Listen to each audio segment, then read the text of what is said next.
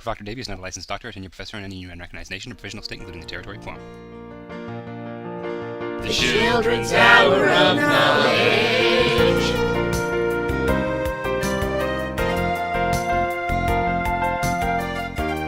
All right, hello everybody, and welcome back to the Children's Hour of Knowledge, starring me, Profoctor Davy, and my puppet pals. We're coming to you live from the kids-only Super Genius Treehouse Lab here in Detroit. With me, as always, is my co-host, Bongo McTweedlepants. Say hi, Bongo. Remember, kids, knowledge is half the power. With us today is our special guest puppet expert, Wolfman Mozart.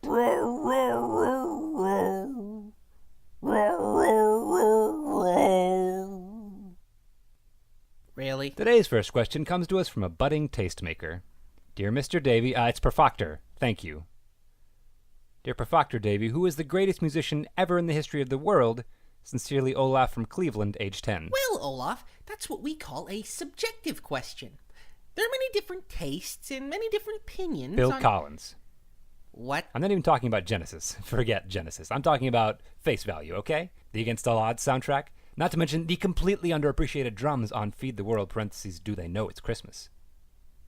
Are we talking about the Studio guy here? We are talking about the greatest drummer/vocalist since the inception of the human or reptoid races. Well, that's it. Wait, the what race? I, really like Phil Collins too, Profoctor Davy. Do you love him?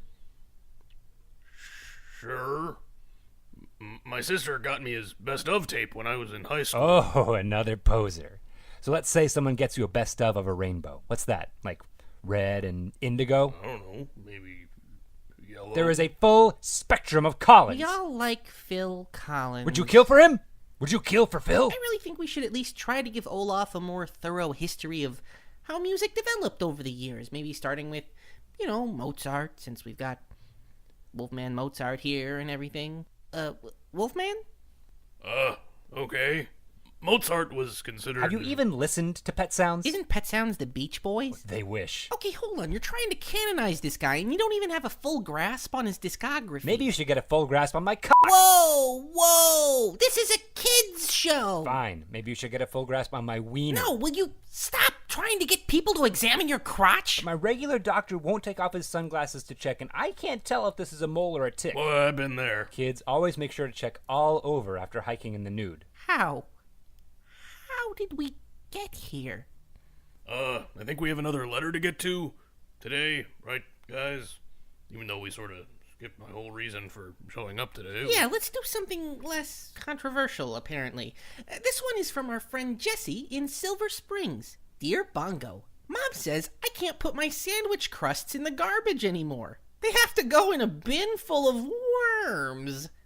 What is compost, anyway? I've had a bin full of worms myself. Fortunately, with the right pill inside a block of cheese or peanut butter.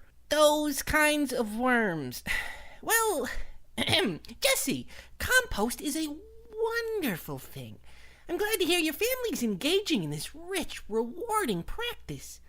Compost is, at its most basic level, a way to break wet organic matter down into a loose soil called humus. Wait, that's humus? You made me eat wet garbage? No, you ate hummus. And what the hell were your so-called pita chips? Oh, I buy those in bulk from the People for the Ethical Treatment of Animals fundraiser every year. They're bamboo. I hate those guys. The ones that are always yelling about dolphins and factories and stuff. One of them threw a bucket of paint on me last week. Oh, they must have thought you were wearing a fur coat. Fur is murder is one of their big things. Well, I murdered one of them, so I guess they were right. Wait, what? Ugh, I know how hard it is to get paint out of a wolfskin coat. Wait, what? To get back to composting, have you ever seen the man play, like actually watched him live? What? Are Who? you talking about Phil Collins again? It's beautiful.